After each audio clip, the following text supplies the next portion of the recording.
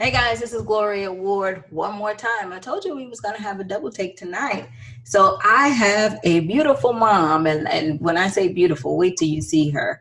I mean, I just told her I was looking at the Instagram, and I don't understand how the whole family could, look so good where she just got lucky for real. But guys, I want to introduce you to Diamond. She is a fashion designer. She is a mom. She has a great vlog that's out there. And of course, again, this is Women's History Month.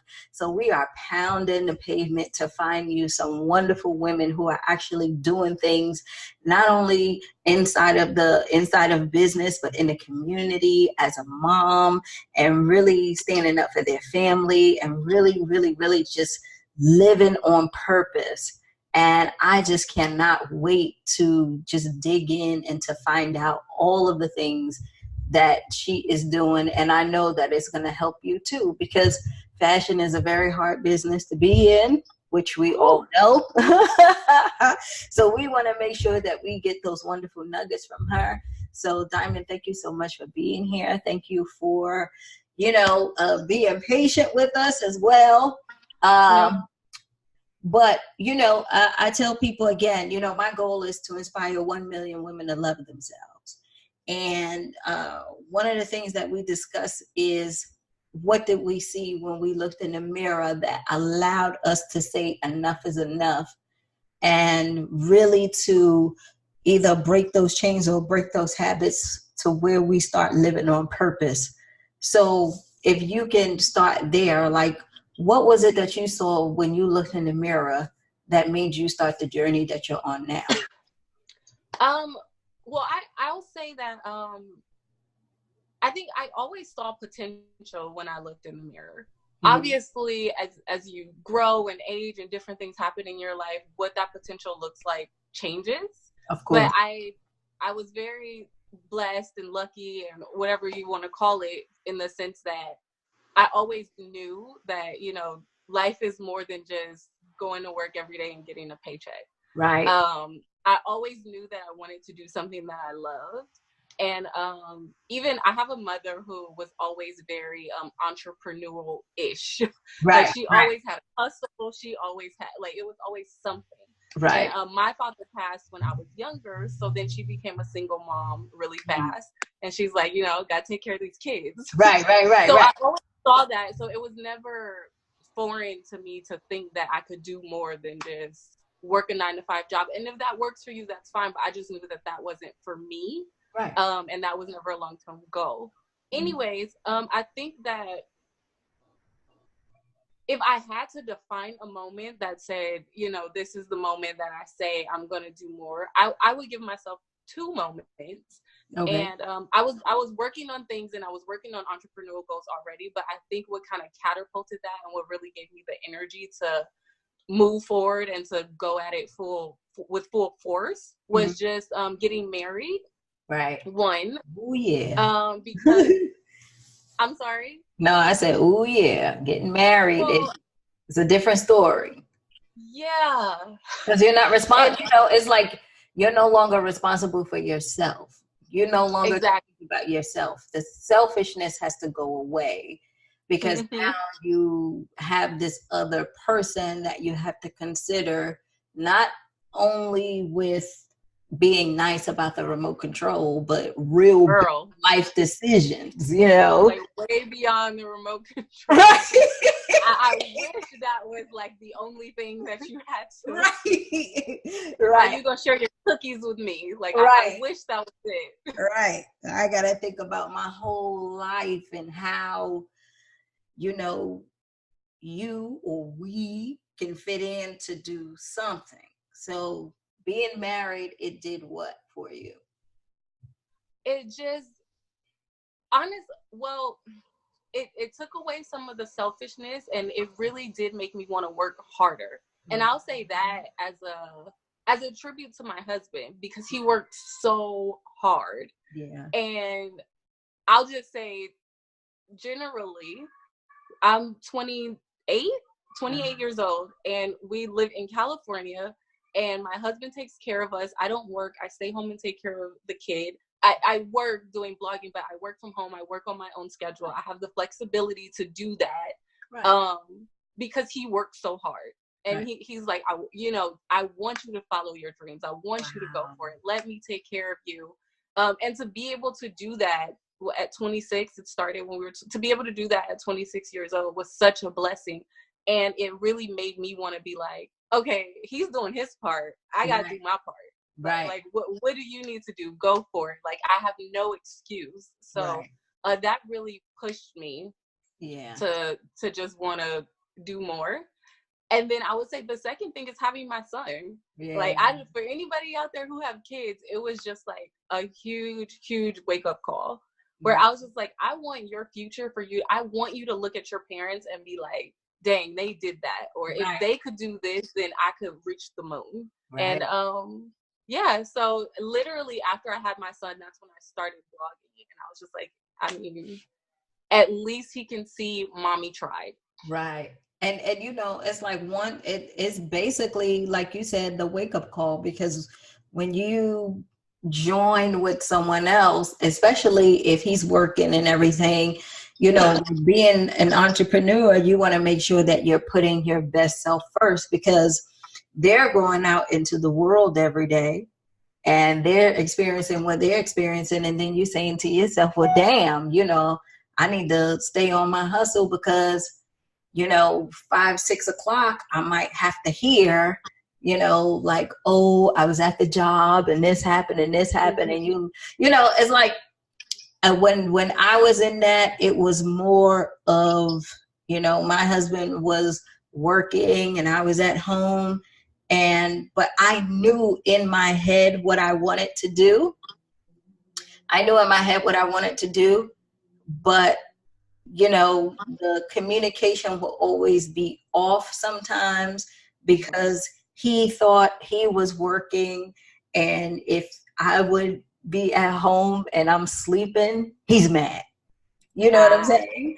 I will say, to be fair, that it wasn't always easy. I will say, like, it took time for us to get into a groove where it was like, okay, like, I think at this point, my husband doesn't even ask, what did I do today anymore? Because that at one point, it was like, I was offended. And then he was like, wait a minute, I didn't mean it like that. And I'm like, but I'm trying. Right. So I think, like you said, as communication, with communicating, we got to a place like I said, that was always both of our goals, but how we got there was different. Yeah. And it took some time. And that's the way that it should be, because, now you're allowed to actually really plan and get yourself, in order and really do your business. So tell me about, how did you get into the blogging? Was it the fashion first, the blogging, or vice versa? So for me, it was fashion first. Okay. Literally, ever since I can remember, I've been into fashion. I grew up in Detroit, and I'm a Cali girl now, but Detroit is always home. So, hey, y'all. But in Detroit, fashion is a thing. Like, if I think Biggie has a song, My Detroit Players, whatever. No, I'm sorry. He said Pink Gators, My Detroit Players. So he's looking at their clothes. I think the Manny Fresh and the Manny Fresh song, Gator Boo. Like, literally, that song describes, like, my life living in Detroit, where people literally, like, live. It is a real thing. Grown men and women are living in their parents' basements just so they could drive the hottest car, so have to do with this, so they could say, like, people literally, not even on a joking matter, get, like, robbed and killed over, like, Cartier glasses and Jordan shoes. Like, it's a big thing. So it's always just been around me. It's always been in my blood. I've always been interested in it. And I went to college for fashion design in downtown LA. So it kind of stayed throughout the years. And then I graduated and I worked as a technical designer for a lot of companies: Macy's, Forever 21, Wet Seal, Charlotte Russe, Target, like literally some of everybody. And So I always knew, and then I wanted to start a blog, but just with working full time and things like that, it's just hard. It's a lot of work, and you see people posting videos, and you think it's really easy, but it's a whole lot more that go into it. Right. So when I had my husband and I started an online clothing store a few years back, and in total honesty and full transparency, it failed miserably. Yeah. And it was because I didn't understand kind of what I knew the clothes part. Mm-hmm. I can get some cute stuff. I didn't know the marketing part. I didn't know the visual part. I didn't know like everything else that went behind it. I didn't know. Right. But I learned so much from that. Good. So we took some time off, and then in that time off, I got pregnant. Oh, yeah, I was having fun. So we took some more time off. Right. So much fun, I guess. Uh-huh. But yeah, and then I was still working full time, and then when I had my son, it was a lot going on, and I didn't end up going back to work, and I started blogging after I had him because I just didn't know what else to do. Like I was just like, I need something for me. Like when you have your first kid, at least for me, it was a lot. And most amazing kid in the world, wouldn't change it for the world, but it takes so much from you. Where I was like, I need something for myself. Right. And I started blogging just as a way to have something for myself, where I felt good about myself, where I could communicate with people and relate to people. And it's been a year and I love it. So that's what it is. And then I'm dropping actually a Mommyprenuer clothing line. It's scheduled for the end of the year, but it's looking like it's pushing into the beginning of 2020. So that's where we're at right now. That's okay. And you know, it's all about the planning and the execution and all of that. So I would say, like, tell us, you know, like, how can we find you? What things are you working on? How can we support you? Do you have anything for sale right now that we can buy? Like, what are some of the things you have? Okay, so you can find me on Instagram at offtherecord.fa. F is in fashion, A is in awesome.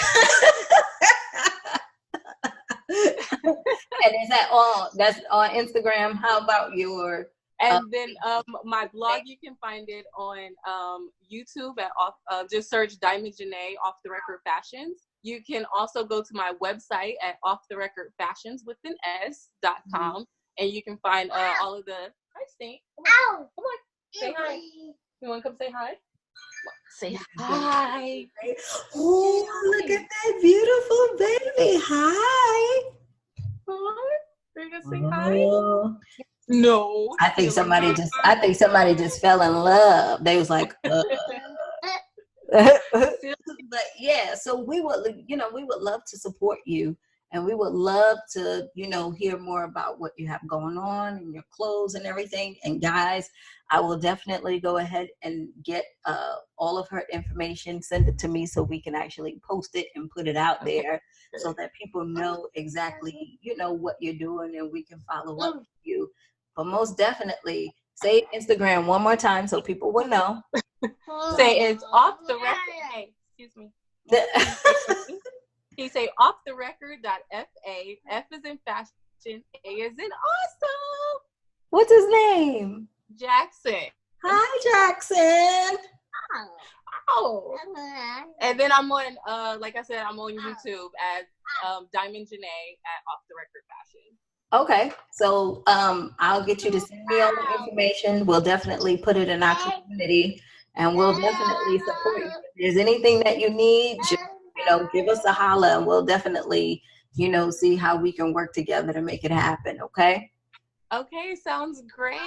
All right, and definitely, ladies and gentlemen, please support her. I will have all the information and the links inside our community.